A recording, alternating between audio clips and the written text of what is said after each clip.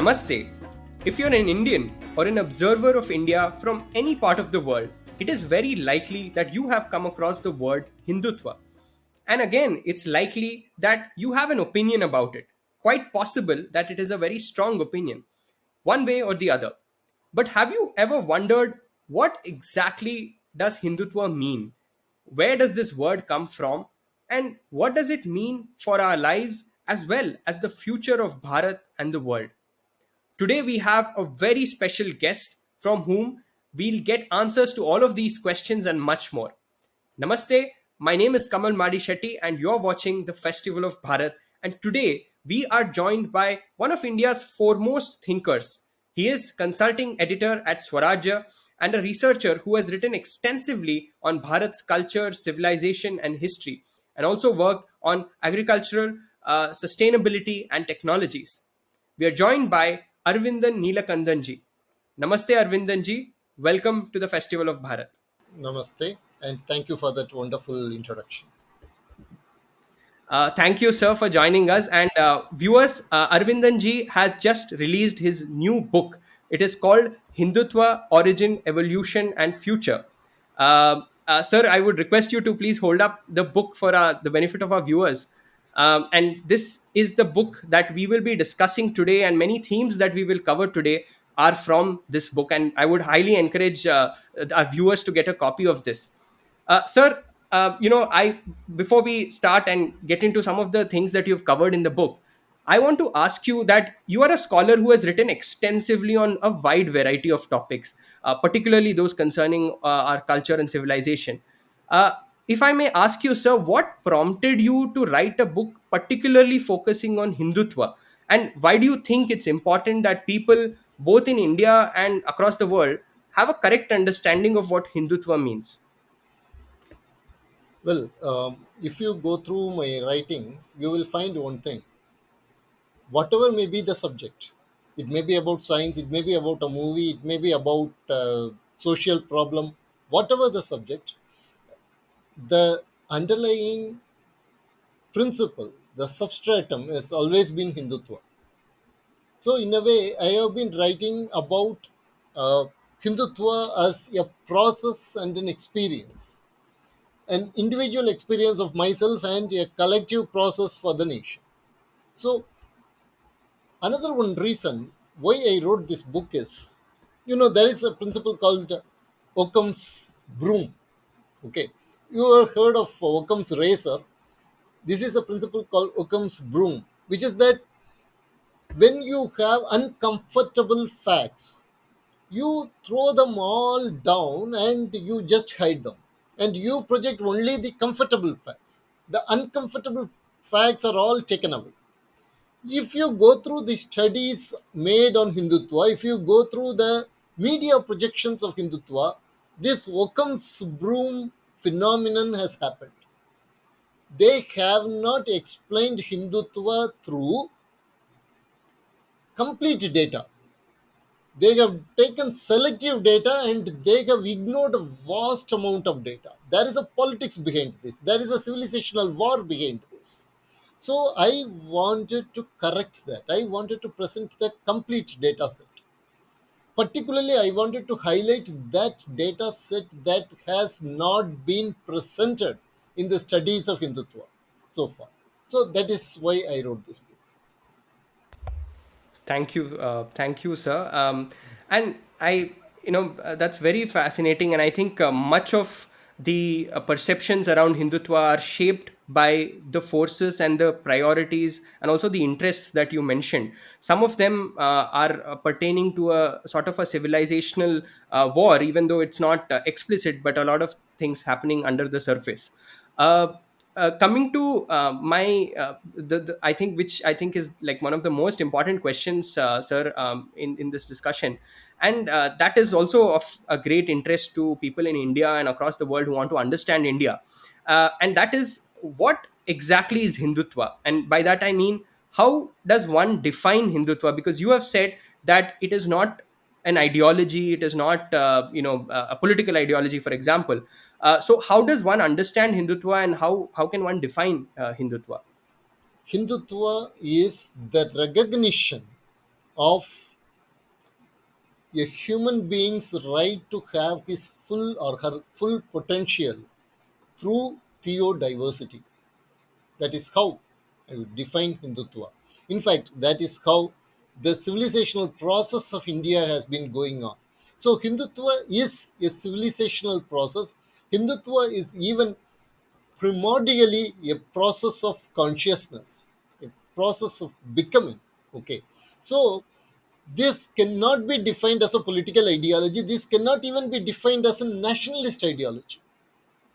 It is ultimately it is about the individual's realization that he or she has a great potential, and to realize that potential he or she can use infinite variety of paths, and it is hence naturally as a corollary resistance to expansionist monocultures. That is how you see Hindutva or define Hindutva. Thank you, Arvindan ji. In your book, sir, you have extensively discussed the origin and the evolution of the ideas surrounding Hindutva. For the benefit of our viewers, could you please throw some light on the genesis of the concept of Hindutva? And I ask this especially because a lot of times what we read is that Hindutva is a 19th century phenomenon. So I wanted to know if you share that view, and is that the way to understand Hindutva? Hindutva is not a 19th century phenomenon. Okay, almost it is like because Charles Darwin discovered evolution or the natural selection. Natural selection is not a 19th century phenomenon. Natural selection has been going on from, you know, almost from the beginning of life. The same way, Hindutva has to be seen as a process that predates by millennia 19th century. 19th century, it gets discovered and it gets defined. But the process has been there for, as I said, millennia. And it starts with what I describe in the book as the breakdown of the bicameral mind and the complete integration of the bicameral mind and evolution of the understanding that there is a vast substratum of consciousness in which the theodiversity arises. Okay, so that forms the basis of Hindutva. If you want to pinpoint a particular point of origin of Hindutva, then you have to go back as early as at least 2500 BCE, if not more. Okay, and so coming to 19th century, what happened in 19th century was that it was getting defined very clearly as a civilizational process. That is what happened in 19th century with Rabindranath Tagore as well as Veer Savarkar. Thank you, Arvindan ji. That is a very fascinating account of how Hindutva, what Hindutva actually is. And I think it corrects a lot of incorrect perceptions that, generally people have about it. And if I can shift subjects a little bit and talk about Hindutva, is how Hindutva is perceived by people in different geographies and worldviews. Uh, there's a contrast that one can see in India. For example, Hindutva has been a force of liberation and empowerment for millions of people. It has been about civilizational restitution. But there are some, I would say, in India, but also outside, including some in the Western media, for example, who have often tried to paint a very different picture from the reality, and they've tried to misrepresent India Hindutva, which I believe is mostly intentional, but of course sometimes some part of it is also unintentional because of a lack of understanding. And it has been characterized as so many things, like a right wing ideology, one that is racist or fascist and whatnot. In your book, sir, you have responded to such allegations, a number of them, and also such characterizations of Hindutva. Can you share why such characterizations are false? And I know this is a large question, but if you could share for the benefit of our viewers who are not necessarily initiated into these debates. Okay, let me take two important personalities who have been projected as kind of supremacist ideologues of supremacist ideology. Okay, that Hindutva was closer to fascism and Nazism, etc. I will take one person, was Balakrishna Munje, okay, Dr. Munje, and another one person I would take would be Veer Savarkar, right? Now, you take Dr. Balakrishna Munje. The propaganda is that he visited Italy. He saw the military drills that were happening there and the kind of militia that the fascists were having there. And when he saw this fascist militia, particularly for the youths, he saw that he got impressed and he then took it to India. And that was the origin of RSS. As RSS has a fascist influence. If you actually go through the real data, you find something entirely different. Dr. Munje visited not only Italy, he visited also France and England, which are democracies. There also he visited the military schools. Why did he visit the military schools? The reason was that in India, British government followed this pseudo-scientific concept of martial races. They labeled certain communities as martial communities and told that only they were eligible for recruitment. There was no universal recruitment of Indians, irrespective of their caste, into the military. So, Dr. Munje studied how the military schools operate in the Western democracies as well as other Western nation states, and he found that it was universal, it was open to all, and he wanted to implement the same kind of recruitment in India. So, he was for democratization of the institution of Indian military. He was against the pseudo-scientific racial concept of martial communities. But and from where did this particular concept come from? The concept that all Indians are eligible for the martial training, all Indians could become soldiers and generals. It comes from Hindutva. It comes from the recognition of the fact that throughout Indian history, the Indian national genius has taken people from various communities, farmers, tribal communities, and then had made Kshatriyas out of them, made warriors out of them. So Kshatriya was not some kind of a set category of jatis. It was something into which a Varna is essentially a social space, a socio-cultural space. Kshatriya Varna is a socio-cultural space into which communities were coming and going. Right. So this Hindutva understanding gave Dr. Munjay the vision to democratize the Indian military, which was under the pseudo scientific concept of martial races. However, this get projected in these so-called academic studies that Dr. Munjay was influenced by the fascists and this in turn influenced RSS. Okay, so this is one example. I will give you another example. Veer Savarkar. In 1923, Veer Savarkar wrote Essentials of Hindutva. And in that, he mentions very clearly that this racial categorization of humanity is nonsense. The only truth is the universal humanity from pole to pole, the universal nature of humanity from pole to pole. That is the only reality. Now, you take the contemporary European writings, you will find that even some of the most humanist Europeans had racial category as a given scientific concept. And it was Savarkar who rejects that. And so Savarkar rejects biological conception of race. Savarkar, when he was designing the flag of Hindu Mahasabha, he puts the Kundalini path as a symbol in Hindu Mahasabha flag. And when he explains it, he says that Kundalini, which is the realization of the complete potential of a human being, and that is common to everyone, irrespective of race, gender, and it is common even to an atheist and a believer. He even sees it as a kind of a neurobiological phenomenon. Even. So here you see, at the spiritual level, he recognizes the oneness of humanity. At the biological level, he recognizes the oneness of humanity. So here is a person who is actually a humanist par excellence. and yet he has been described as supremacist. So here are the two examples, and I can give you a lot of examples. These two examples show how actually the shallow scholarship, or rather, I would say, intentionally distorting scholarship, is creating the false images, and then they are trying to negatively stereotype Hindutva based on these distorted images. I hope that answers the question. Absolutely.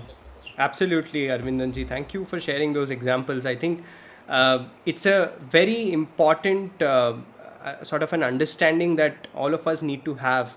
And I think you've given great historical examples and how I mean, actions of these two people and their thoughts and their thinking has been so misrepresented in almost the opposite direction.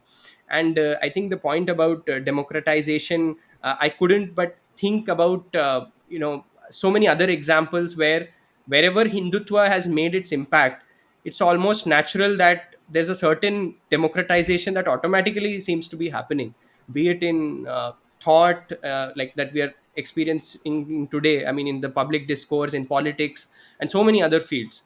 uh, and that brings me, Arvindanji, to another important area, which is something that you've spoken about on multiple occasions in the past, and that is that across the world, I mean, if we look back, social stratification has always been there in many places. I mean, in most, in all, if not pre-modern societies, and but in India, India is the only place where that has always been challenged, like consistently. And we have seen people from within the Hindu fold who have challenged social stagnation and exclusion. Can you give a few examples on this as well from our history, which illustrate this? Yes, actually, this is also subject matter of a forthcoming book of mine. Okay, on how Sanatana Dharma is defined by this questioning of social stratification and naturally social exclusion.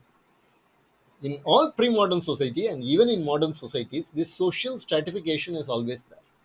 And in pre-modern societies, always it is birth-based. Dominantly, it is birth-based. And then there is also social exclusion and social aristocracy with privileges. If you take the Hindu Dharma, right from the Vedic times, this particular social stratification and social exclusion, they have been questioned again and again. Okay. And the example I give in the book itself is that of Kavashaga.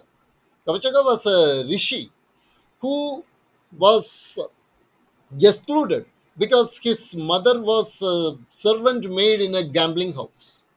Okay. And so he was thrown out of an Adiradra yajna. And then, in that trauma of humiliation and despair, he becomes a mantra drishta. And then Saraswati comes there in the form of the river. Adiradra yajna itself is performed. Soma yajna, it is essentially it is performed for bringing the waters. Okay, because the land has not seen rain for a long time and they need water, and so they perform the yajna. And here a person has been expelled because of his inferior, so-called inferior birth status, and then he becomes mandradrisha, and because of him the water begins to flow. The Saraswati herself comes in the form of river. Now, the Vedic society, like any other pre-modern society, contemporary society of that time, had social stratification, very clear. But the Vedic values were against the social stratification and social exclusion. That is also very clear. It is impossible, in at least in my knowledge, it is impossible to show a similar society anywhere where the society's status quo has been questioned through spiritual values, through a spiritual vision. And it has Yeah. continued again and again and again in Indian society. Okay. And hence, that should be the defining mark of Indian civilization. That should be the defining mark of the Hindu civilizational process, that is Hindutva. And this can be multiplied again and again to Narayana Guru, to Ayya Vaigunda. You can see all these great souls. I have an example of another one very interesting spiritual personality whose biography I am writing actually. His name is Siva Pragasa Karapatri Swamigal. Okay. So this Siva Pragasa Karapatri Swamigal was an Advaitin, was a Vedanta coming in the Sankara tradition. And he was not a Brahmin. But he was a sannyasi. Once you become a sannyasi, then you are no more bound by any jati. And his Sishya was a Swami called Swami Sahajananda. Okay. And this Swami Sahajananda comes from a scheduled community. Swami Karapatra Swamiji had a lot of disciples who were from different communities. One of the feudal jatis, landowning jatis, a devotee from one of the landowning jatis, comes to Karapatra Swami and writes him a letter. He doesn't even tell, he writes him a letter that if you do not throw away that scheduled community disciple, I would have to poison you and kill you. Okay.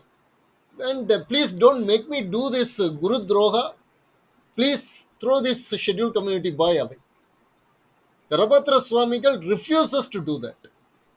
And Swami Saichananda, who was the disciple of Swami Karapatra Swami, he becomes a great social revolutionary, and he was the first person to run a hostel for scheduled community students at that time, and he created real great revolutions in Chidambaram. He even started a mud. Okay, so here are these examples where, because of Advaita, not because of Western education, because of Advaita, Right. because of Vedanta, this social discrimination has been challenged. Okay, so these are some of the examples that you can see. Absolutely, Arvindanji. And I think that is like what you said in the end. I think something that we all must remember, that it's not because of some woke education that today a lot of people seem to be looking at as some sort of a antidote to any sort of an social issue. I think not just in India but across the world. But I mean, it's very beautiful the way in India these issues have been tackled.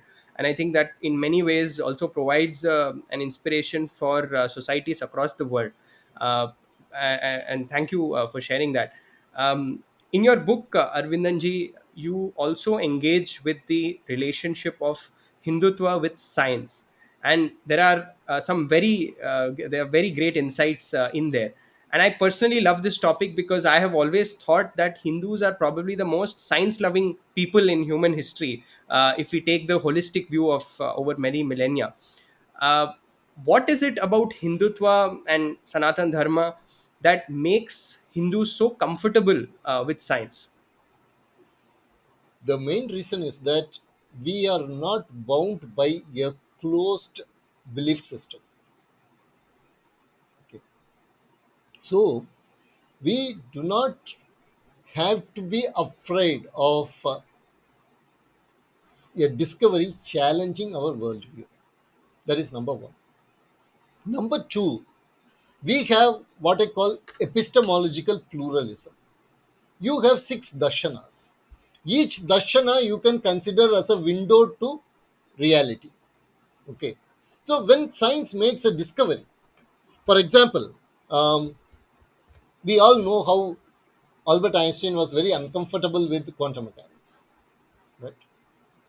And why he was uncomfortable with quantum mechanics? Because it was, to him, it looked as if it was rejecting objective reality.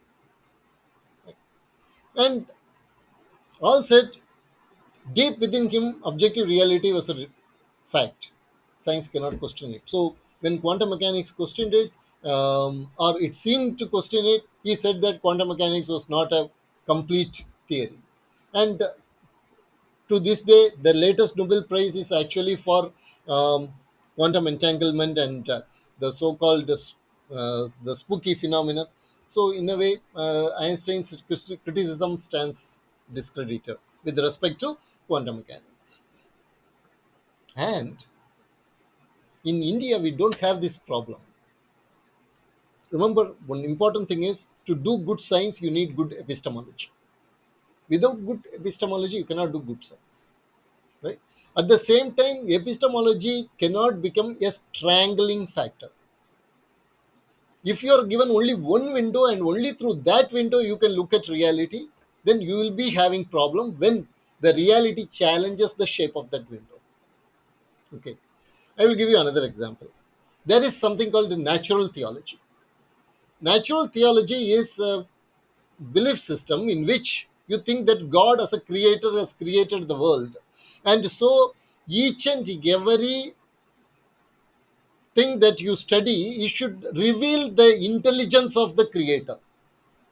So if I am looking at, for example, a leaf, and if I am going through and I am studying about chlorophyll and everything, then it should be showing me an architecture, genius of an architecture, and that would be reflecting the genius of the architect who is the God. So every biological study should actually affirm the greatness of the creator. Okay, that is natural theology. So why you study biological sciences? Because it should reinforce your belief in a creator God. When Darwin started, he actually started as a believer in this natural theology. But after HMS Beagle voyage and after Galapagos Island, Darwin very clearly showed that natural selection is the reason why all this variety has come. And to quote Richard Dawkins, it is a blind watchmaker who was creating this. It's not an intelligent architect. And you know about the controversies that are till today going on about intelligent design and all that kind of thing. Intelligent design, as we know, is nothing but creationism in another name, and it is pseudoscience. Okay. Now, you take the Hindu concept.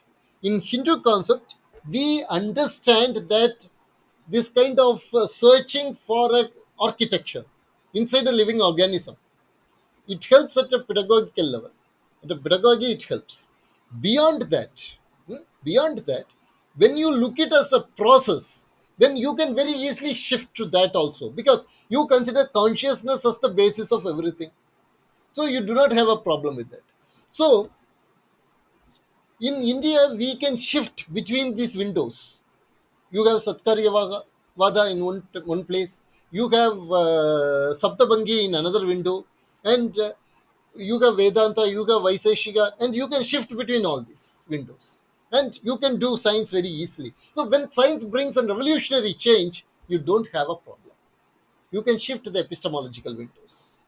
So that is why Indians do not have problem with science. But because of Western influence, because of the colonial influence, when we start imitating the Western religions, then you end up with the oxymorons like Vedic creationism. And that I call cargo cult Hindutva. Absolutely, Aravindanji. That is very fascinating, and also I wanted to little bit ask you about the relationship, the discussion about neuroscience that you also have done in your book, where you have discussed developments in neuroscience and how they also have confirmed, the Hindu way of life and sort of spiritual seeking. Can you share a little bit about that as well? Because that is very interesting.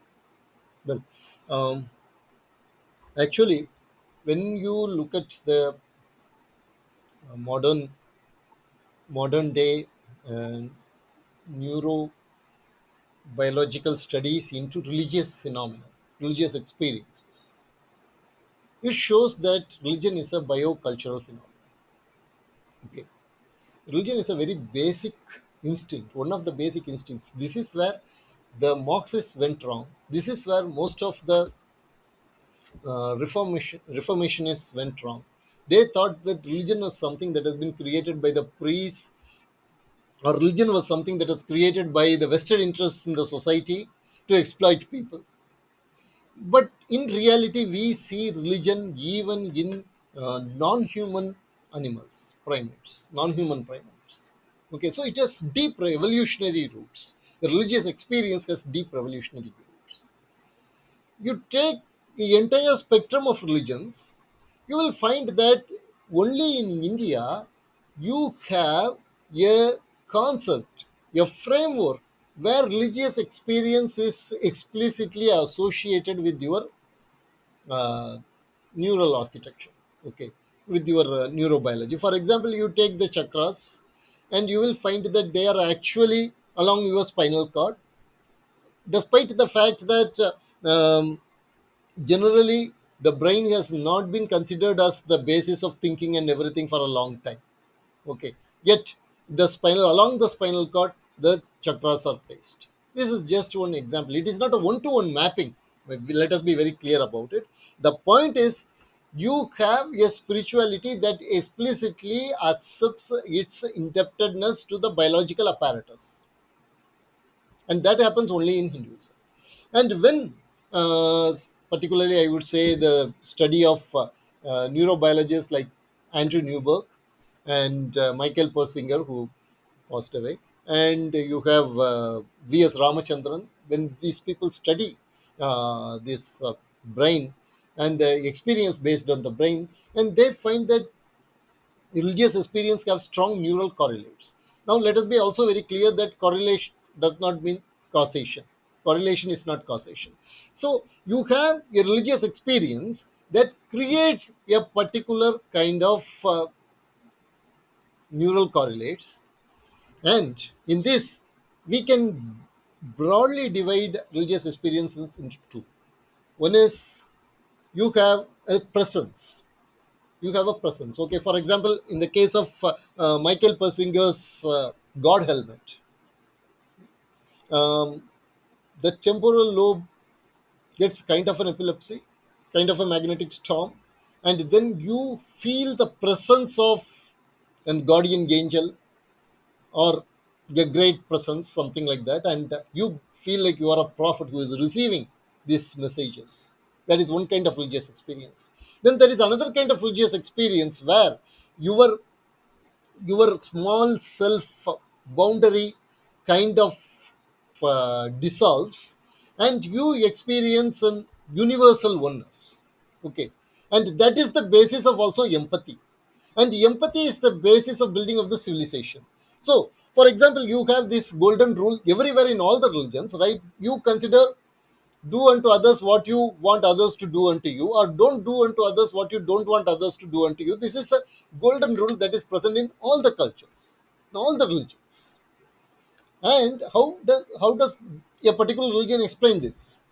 For example, a religion that believes in a god, a creator god and a prophet, will explain that this is the commandment.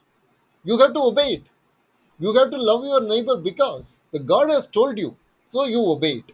Okay.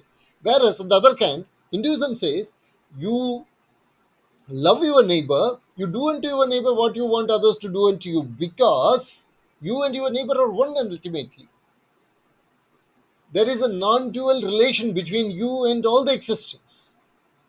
And so Tattvamasi is there as the operating principle.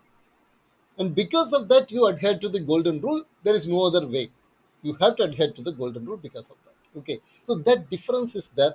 So, as you said, neurobiology in a way reinforces Hindu religion, Hindu Dharma. The worrying factor for me is that we are not doing the research. The Western academics are doing the research. Western universities are studying religion like that. Whereas we are using, and they also use, outdated frameworks to study our religious experiences and phenomena. Okay, I think it is Jeff Kripal. I happened to hear one of his lectures on Mark Twain. Mark Twain. And he was using Carl Jung and a deep framework to study Mark Twain. At the same time, the same guy uses Freud to study Sri Ramakrishna. So our people and the Western Academy also, they use Freud and Marx and other kind of outdated frameworks to study our religious experience, whereas the real research they are doing into the religious experience, which actually reinforces the Hindu Dharma, and that we are not aware of. At least we are not aware of enough. How we should have been aware of, we are not aware of. That is the problem that we have, and this window is closing. We have to do the research, and if we do the research, we have Patanjali, we have Panini, we have Thirumular, and if we create a yogic psychology and a neurobiological yogic psychology, uh, we have tremendous advantage in these fields. and we can be world leaders. Absolutely, Arvindanji. And I think it's so important. And thank you for highlighting the need to do that, because I think as we have more and more young people who sort of want to do something for their country, their culture, our civilization, I think these are the reasons why we should be doing them. And also, these are the ways in which we should be approaching these issues.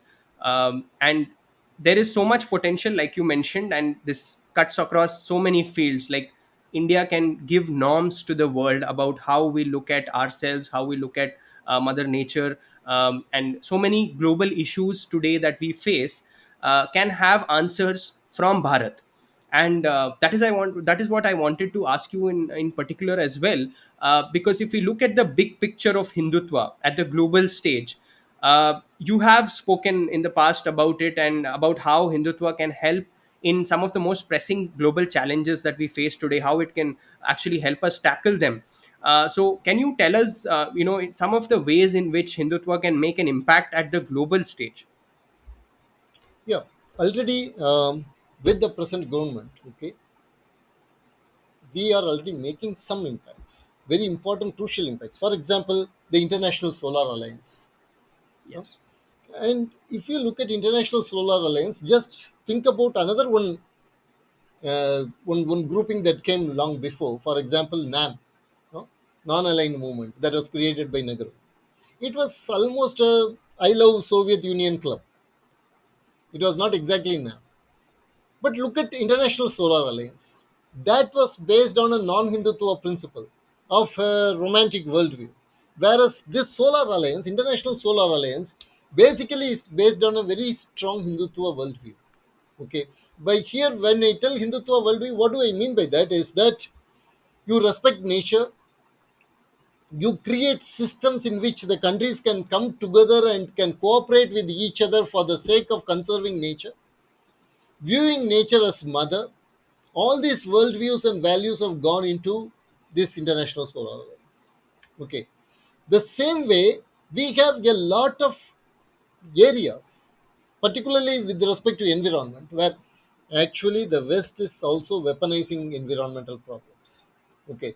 So, whether it is greenhouse gas emissions, or whether it is the carbon problem that we are having, global warming, etc., the West is very cleverly playing a game. It is trying to use this for a kind of a green neocolonialism. Okay, a green neocolonialism thing of the developing world. In this situation, the concept of self-reliance that we have advocated throughout, it helps us. Okay, and let me tell you another one aspect. When we tell Hindutva, we include all the thought streams, all the cultural streams within our national evolution. So, when we talk about green future, naturally, we will also be talking about Gandhi. So, a person like Nice, when he talks about deep ecology, he very clearly says that he owes it to Gandhi. Okay, and he tells also very clearly that Gandhi derived his proto-ecological awareness from his non-dualist Advaitic worldview. Okay, so, and then comes a Ramachandra Guha, and he says in a very pathetic way that no, Gandhi was not influenced by Advaita. Okay, so the point is, again, when we talk about sustainable development, when we talk about green technologies, then Hindutva has a very strong framework to offer. And this was explored by Ram Swarup in his lecture on Gandhian economics, where he points out that we have to develop a we have to develop a framework in which we view our economic activities as a yajna. We need to develop an yajna model. Okay, so we have these concepts, we have these formats, we have to implement them, and we have to show it to the world. And for that, we need a government that is in sync with the heartbeat of the Hindu nation. Unfortunately, what has happened is that the heartbeat of Indian state and heartbeat of Hindu nation both are out of sync. Now we are slowly bringing them together into a synchronicity. And once that synchronization has happened, then we will be able to show a working model to the world, which can be adapted particularly by the developing countries. Post colonist developing countries can learn from this model. Absolutely, Arvindanji. I think you mentioned about some of the things that have been happening right now, like the International Solar Alliance and other initiatives like that, which are rooted in a Hindutva worldview. And I think it is very important for also the political forces in the country to realize the value in aligning themselves with this. And that actually brings me back to the point that we had discussed right at the beginning, which is that Hindutva is not a political ideology, but and which I think our viewers by now have clearly understood why. But at the same time, there is an interaction that Hindutva has, Arvindanji, with the India's political landscape in general. I mean, this could be political parties in a democratic setup, or the constitution, or various other public institutions. Uh, how satisfied are you with the application of Hindutva by political forces in India? Obviously, we have come a long way and we are going in the right direction. But do you think there's scope for improvement, and also the need for a greater depth in the way Hindutva is championed? I think not just by the political forces, but also I think everyone, people in general. Yeah. See, the first thing that we have to understand is that Hindu Rashtra is not a political goal to be achieved. It is a existential reality to be experienced by the individual. And Okay. our aim is proper political movement that is rooted in India, whether it is left or right. If it is rooted in India, naturally it will be a Hindutva movement. Okay. Let me give you a very interesting example. In Tamil Nadu, you have some very prominent communist leaders, okay, who are known for their simplicity and their honesty. Okay. One B. Ramamurthy is there, and there was also another one, Nalakan. Interestingly, they come from a Vaishnavite background. Okay. So I have always wondered about this, and I think it is because of the egalitarian nature of Sri Vaishnavism that these people got, in a misguided way, they got attracted to Marxism. They had Sri Vaishnavism, they had the impulse of Sri Vaishnavism, and then they thought that Marxism would help them to achieve this, and so they went and they became Marxists, and then they became apologists for whatever Marxism was doing. Okay, so here is an example of how even a person who becomes a Marxist because of Sri Vaishnavism. Okay, Eknath Ranade, Sri Eknath Ranade, who was the founder of Vivekananda Rock Memorial and Vivekananda Kendra, he used to go and meet politicians across the political spectrum, not just Jansangh, Congress, Communists, everybody, even Dravidian parties, he used to meet. And he used to seek their support for building of this Vivekananda Rock Memorial. Okay. What Mananiya Sri Eknathji told was very important for us, because he said that whatever may be the political affiliation, you scratch enough, you will find Hindutva. You will find the Hindu nature in everyone. When we need to appeal to that Hindu nature, ultimately we need to appeal to that Hindu nature. That is true. So we have to make sure that Hindutva is not a particular ideology of a particular political party. It is the substratum in which the left and right has to emerge. Whether it is a leftist or rightist, it has to emerge from there. For example, you take Datopan Tengediji. Datopan Tengediji was an example of a leftist Hindutva force that helped to do path correction, course correction for the general Hindutva movement. Okay. Now, that's it. With respect to Congress, okay, with respect to Congress, I find a very interesting transformation. We have a lot of problems with Jawaharlal Nehru. But Jawaharlal Nehru believed in the cultural unity of this nation. He considered this nation as one. He told that again and again, even in the parliament and also in Discovery of India. which is, for me, it is a very mediocre book. Nevertheless, in that book, you have the statement that India is culturally one. But today, you look at Congress, Congress has rejected that. Congress has rejected that position of Pandit Jawaharlal Nehru. And in this book, I have also quoted one important aspect that when the Indochina War came, to point out that the territories that the China were claiming as their own as our territory, Jawaharlal Nehru government filed a reply. And in that reply, they quoted Vishnu Purana. Jawaharlal Nehru's government quoted Vishnu Purana to ascertain India's territorial integrity. Today's Congress is completely different. Today's Congress is headed by a particular leadership that believes that they are the Constantines of India. Okay? They think that their primary aim is to destroy Hinduism. So Congress itself, it doesn't care about its political fortunes. This is something that we have to understand. Congress is against Hinduism not because it will get political gains. Congress is committed to the destruction of Hinduism today. At least the Congress top leadership, the first family of Congress, I would say, is committed to the destruction of Hinduism. And they don't care about their political fortunes in that. So, this anti Hindutva, anti civilization, anti Indian civilizational force has captured the main opposition of India. The result of this is that every vote has a civilizational consequence. Okay, every vote for Congress has become vote against India's very existence. So this has to change. Congress has to be brought back into Hindutva.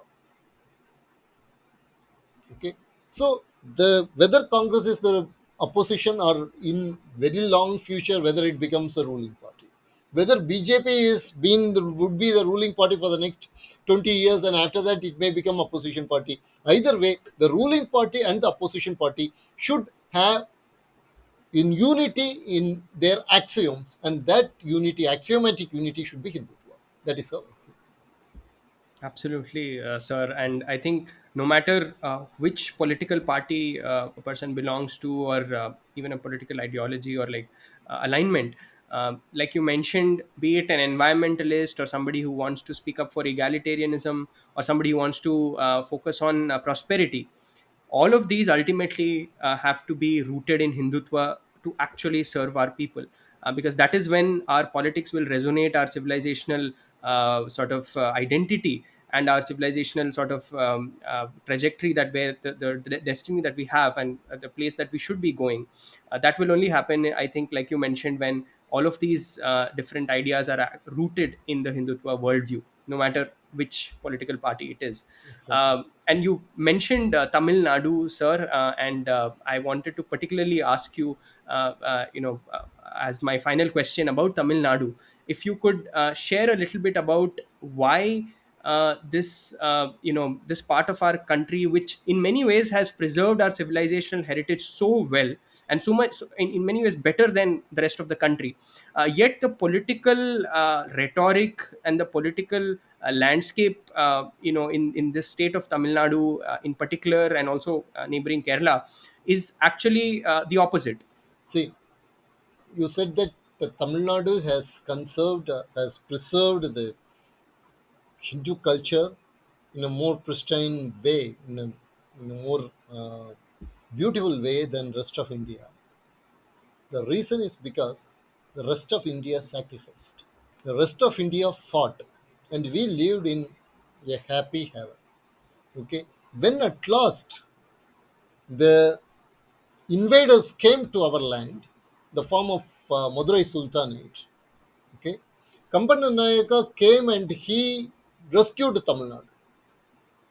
Okay, South India. Kampan Nayaka comes from the Telugu region.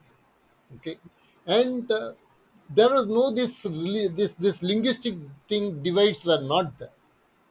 We are proud of Tamil, of course, but at the same time, we also know that the Tamil culture is essentially part of Hindu culture. There is culture in Tamil. There is no separate Tamil culture. Okay, Dr. Nagasamy, the famous archaeologist, the great archaeologist, used to say this that There is culture in Tamil, and that culture that is in Tamil is Hindu culture. Okay, there is no separate Tamil culture, right? So we have lived in this wonderful comfort because of the sacrifices that our brothers have done throughout North India. Okay, the Khalsa, Marathas, because of their sacrifices, we have these beautiful temples preserved in Tamil Nadu, beautiful dance forms preserved in Tamil Nadu, beautiful music traditions preserved in Tamil Nadu. Okay. So we actually owe it to North India. We often forget that. We always say that we are more cultured, we are more pristine than North India, and that is absolute nonsense. Because of their sacrifice, we are here. Okay, I want to tell that very clearly. Now, coming to the second part, we are right now facing the invasions, Hmm. the evangelical intrusions we are right now facing, the evangelical aggressions we are facing now, the jihadist aggressions we are facing now, and there are collusions, powerful collusions from our side. Okay, we are seeing traitors and we are seeing backstabbing and we are seeing cowardice in amidst us, and we are fighting back. This is Tamil Nadu right now fighting back. You see a person like Annamali coming, suddenly emerging. We are fighting back actually. And Tamil Nadu is the land of Dharma, Tamil Nadu is the land of Vedas. We would make sure that Tamil Nadu remains that way. Okay. So, right now, the battle is here. Before, the battle has been in North India. And whatever battle that we are facing today, remember, just like how North India stopped that deluge from reaching us, the same Hmm. way now we are fighting this so that we would stop this before it reaches us. For that, we have to do a lot of sacrifices. We have been doing the sacrifices. In fact, in Tamil Nadu, every year Hindu activists get killed. They don't come in the papers actually. Okay, they are getting killed. Sometimes the person who did the killing of a particular Hindu activist, I will give you an example. I will give you a fact. Professor Paramasivam was there. He was a great, wonderful teacher. He was killed by Islamists. Okay, that was in 1990s, end of 1990s. That was in the end of 1990s. In 2013, an auditor was killed in Salem, in Tamil Nadu. The person who was arrested for the killing of the professor was also arrested for the killing of this auditor. 19 end of 1990s, 1998 to 2013, the person was able to do all these things for 15 years. Okay, so that is the kind of situation that is here in Tamil Nadu. The evangelical aggressors and the jihadists and the Dravidianists, they have all come together to fight against Dharma, and we are fighting back. That is what is happening in Tamil Nadu, okay, right now. And hence, I would say the forces that acknowledge themselves as Hindutva, they don't have the luxury of being complacent. We are in Tamil Nadu right now. The political power is in the hands of uh, determined anti-Hindu forces, determined anti-Hindu forces, and we have to make sure that we are determined Hindutvites to fight to the last, so that Tamil Nadu will be freed from the stranglehold of Dravidianist darkness. Thank you so much, Arvindan ji. Before we close, if I could request you to share a message for our Tamil brothers and sisters in Tamil, if possible, where you could, share your views about how, one must approach the ideas of Hindutva, and also what are the priorities today that Bharat should have. Okay, I am going to give this message in Tamil, but I will tell the English translation first, so that if you look at the logo of Tamil Nadu government, you will find a temple tower. Yes. Okay, that temple tower is there because of Kambana Nayaka, because of Vijayanagara Empire coming here and rescuing Tamil Nadu from the darkness of Madurai Sultanate. And we have to remember that whatever we call today our culture, whatever we feel pride in our the Tamil language and civilization, it is because of the sacrifices made by a lot of people outside Tamil Nadu who came from the other side of Tamil Nadu, and they fought for us. Today, it is our duty to fight for the same Sanatana Dharma. Today, it is our duty to fight against the forces of darkness represented by Dravidianism, which is nothing but essentially proto Christian, proto Islamist forces. So, we have to take up this fight for the sake of entire India, because now the aggressors are entering through Tamil Nadu.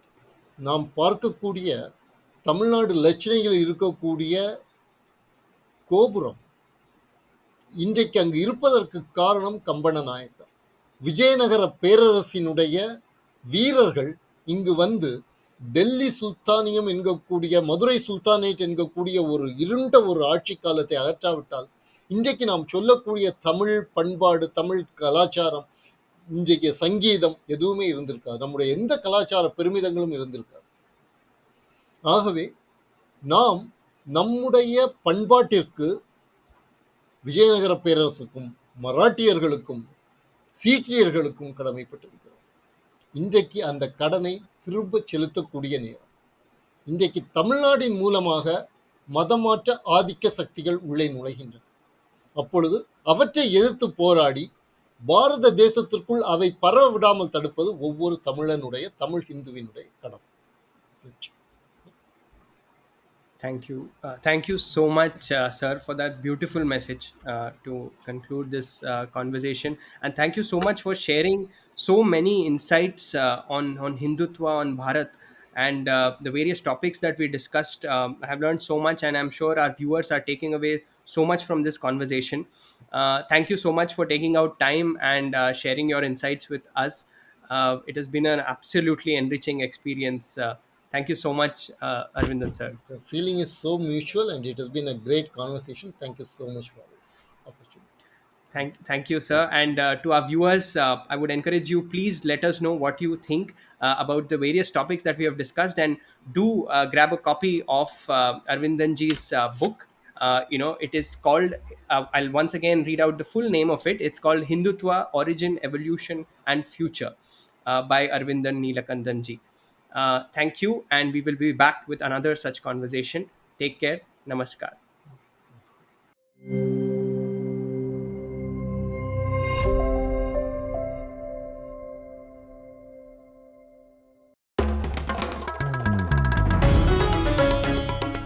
Namaste. We hope you enjoyed this Chitti Media content. Please remember to subscribe to us and switch on the notifications for this channel. For our other social media links, more content, and to support our work, please visit citti.net.